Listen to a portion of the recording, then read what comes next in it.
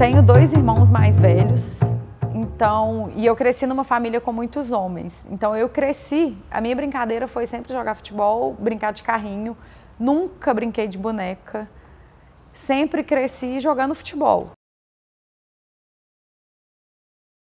De pequena eu já gostava de assistir, criança mesmo, por minha conta, não teve nem muita influência de pai ou quem.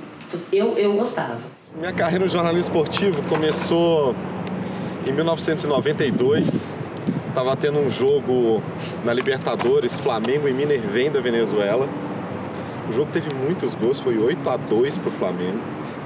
E tinha um gravadorzinho lá em casa, e eu na época com 11 anos ainda, vi o jogo pela TV e comecei a narrar o jogo. Acho que foi aí que começou a carreira de jornalista. Na minha infância, foi jogando futebol, meu recreio era jogando futebol com os amigos dos meus irmãos. Tinha as amigas também, meu ciclo sempre foi voltado para o futebol.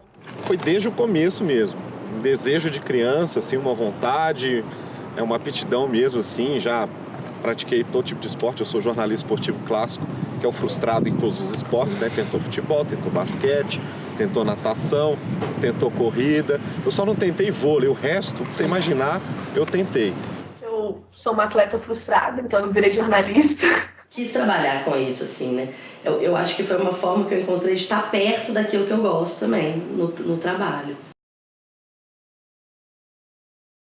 Meu sonho profissional, para além de ser jogadora de futebol, seria de ser comentarista de futebol, né? De trabalhar com programas tipo o Seleção Sport TV, o Redação Sport TV, enfim, programas desse tipo, e em que eu posso não só cobrir, mas dar a minha opinião sobre aquilo. A gente vê muito a mulher na televisão, ela tá ali, por exemplo, no programa de debate ou de uma roda de conversa, ela tá ali só para ler o e-mail, ela não tá ali para dar uma opinião. Isso ainda eu acho que é uma coisa que a gente tem que melhorar.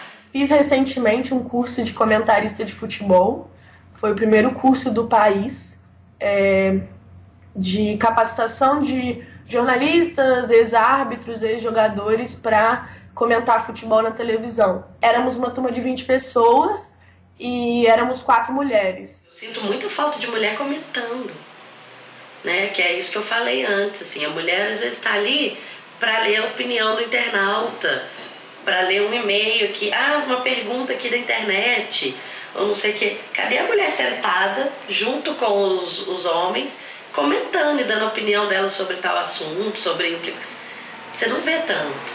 O blog começou numa ideia assim de uma gremista gaúcha que mora em São Paulo e uma palmeirense, né? Também elas moram lá em São Paulo. Elas conversavam muito sobre futebol. Tiveram a ideia, não? Por que não nós mulheres falarmos sobre futebol, inclusive sobre futebol jogado por homens? Porque tem a ideia de que nós mulheres só podemos falar do futebol jogado por mulheres. Só que não, assim, o futebol feminino não é treinado, dirigido, comentado, narrado, apitado por homens. Por que nós, que somos torcedoras, inclusive, não podemos falar sobre o futebol masculino? E isso foi a proposta delas, assim, né, de romper com essa, a mídia futebolística ser muito masculina, né? O olhar feminino pode ser muito mais rico do que o olhar construído ao longo de décadas aí com a maioria de homens. Não demora muito tempo, as mulheres vão começar a ocupar assim, esse espaço do comentário, né? Desse espaço de fazer elaborações maiores sobre o jogo que hoje em dia não se tem, né? É mais do trazer tal informação, né? É mais dessa questão assim. Mas não demora muito tempo, elas vão começar a ocupar esse espaço e vão começar a acontecer a mesma coisa que acontece com as bandeirinhas, entendeu? Um erro, uma besteira que a mulher falar vai tomar uma proporção muito maior do que uma besteira que, sei lá, que um Pelé fala comentando um jogo solo ou que um Ronaldo fala comentando um jogo solo. A questão que eu vejo é isso, eles não dão a credibilidade para a nossa opinião, né? Porque a mulher fala, então, pra que vai ter alguém comentando? Eu falo, nossa, que bobagem que ela tá falando. O fato de eu ser mulher não alterava em nada a minha capacidade de entender tática, de entender técnica, de comentar um jogo ou outro, de falar sobre história de futebol, de falar sobre grandes acontecimentos. Eu sou totalmente qualificada para falar sobre futebol e muitas vezes muito mais qualificada do que outros colegas de trabalho. E ainda assim eu tenho que provar o meu valor e o meu conhecimento 100 vezes mais do que eles têm. Porque para eles é natural saber isso e para mim não. Tem um receio maior quando é mulher falando, assim, sabe? Tipo, como se a gente não tivesse autoridade para falar sobre o assunto. E eles estão sempre esperando um deslize. E a gente tem sempre que se provar mais, assim. Não adianta você fazer igual ao colega, você tem que fazer a mais para estar no mesmo patamar. É mais ou menos isso. Um homem que chega ali para poder falar, para dar, ele não precisa provar o seu potencial. Ele não precisa provar, tipo, oh, eu sei de futebol. A mulher precisa. E ela é questionada diariamente. Mulheres que conquistam esse espaço trabalhando com futebol, né, principalmente nesse meio da grande mídia, acabam sendo mulheres que, primeiro, têm que insistir muito, né, porque eu acho que a todo momento há movimentos de colocá-las para fora disso. Segundo, são mulheres que se enquadram muito nesse padrão de feminilidade que está posto aí. Eu não preciso nem dizer qual é, porque eu acho que quando eu falo padrão de feminilidade, todo mundo imagina, se não uma mesma mulher, mas mulheres muito parecidas. Eu sempre pergunto para os meus colegas de profissão, vocês já viram uma repórter feia na televisão que fala sobre futebol? Não existe. Eu posso te responder, não existe. Comentarista? Não existe. Apresentadora? Não existe. E por quê? Porque é um fetiche. Apesar de ser preconceito, ao mesmo tempo é fetiche. É muito legal você ter uma mulher bonita falando de futebol na televisão. E eu tenho colegas de profissão que trabalharam comigo no esporte interativo, que são completamente fora dos padrões, que são surreais de qualificadas e não chegaram em lugar nenhum. E nunca vão chegar na televisão, pelo menos.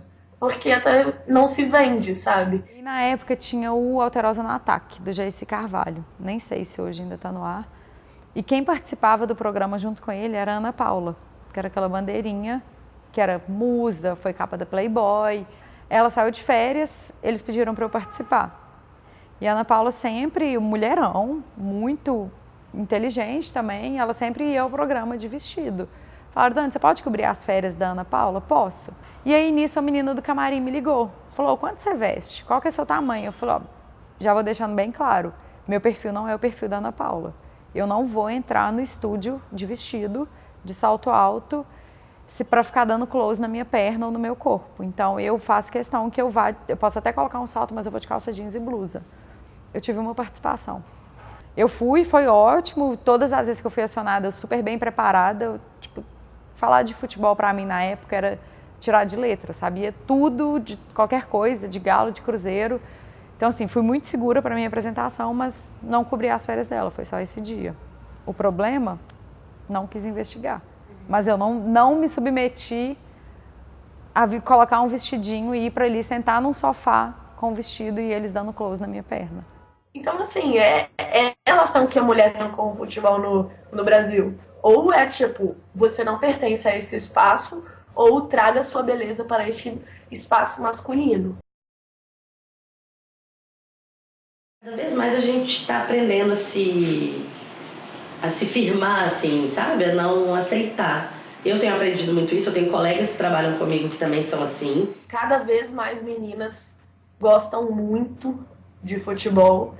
E meio que é tipo, cara, vocês vão ter que engolir a gente, sabe? Porque eu conheço muita mulher que joga muito mais bola do que muitos caras, então... E muita repórter que fala muito melhor do que muitos caras, sabe? Tipo, acho que a gente tá quebrando um pouco esse direito natural do homem ao futebol. Hoje elas ocupam cargos mais por competência, né?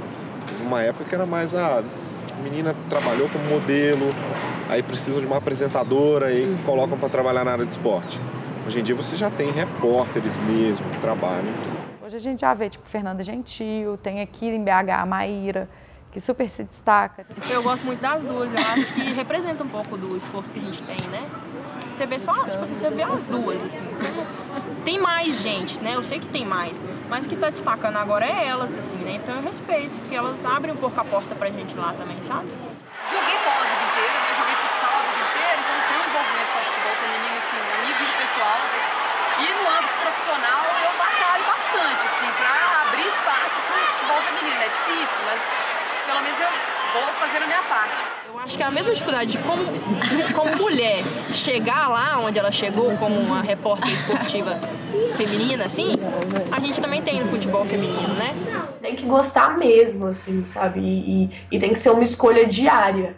Pelo assédio que você passa na profissão, pela dúvida constante, sabe? De você ter que se provar, e se provar, e se provar. A mulher no jornalismo e no futebol, nesse sentido, sofre muito. Machismo, desigualdade, são coisas que estão muito enraizadas no Brasil, principalmente.